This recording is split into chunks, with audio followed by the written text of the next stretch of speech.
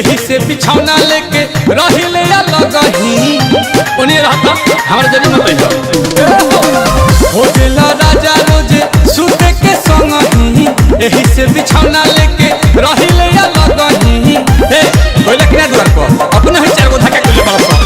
ढेर जन्म मौला तू ही बाझावा ना खेलई है पड़ोसी हो पैदा करे के जिम्मा तो हर का बोला के पोसी हो तू ही बताओ ए बोलो मुआ के बात दोषी हो साले साले खाली जन्म आई बाबा के करा के पोसी हो तू ही बताओ हम सैया में के बात दोषी हो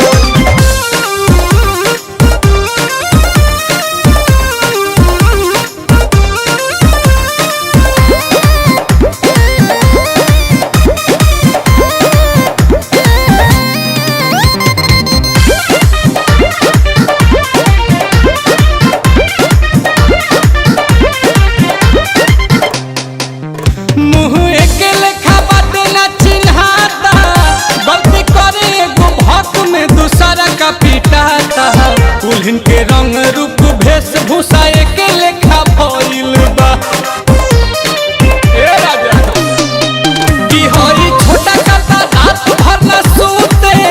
भोरे होखत ही पाइट में बिछौने पमूते बातिर छोले करहन पूरा तहर पकइल बा काहे के कइनी हम तुहरा से शादी है सोची अफसोसी हो पैदा करे के जिम्मा तोहर बाता बोल के पोसी हो तू ही बताओ हमारा जाया फिर के बात दोषी हो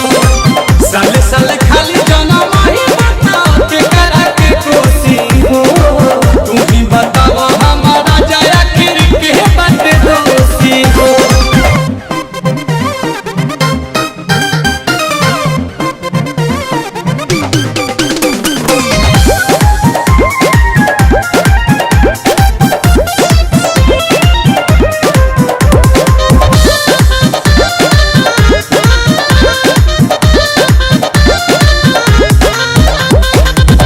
घरे रहता मरद के कल्याज के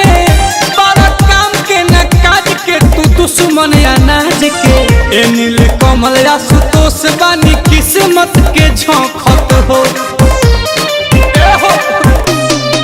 कि एगो माने ता तू सारा का चिल्लाला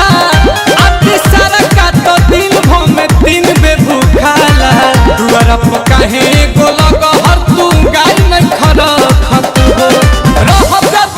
के पियावे में बिजी तक खाना परोसी हो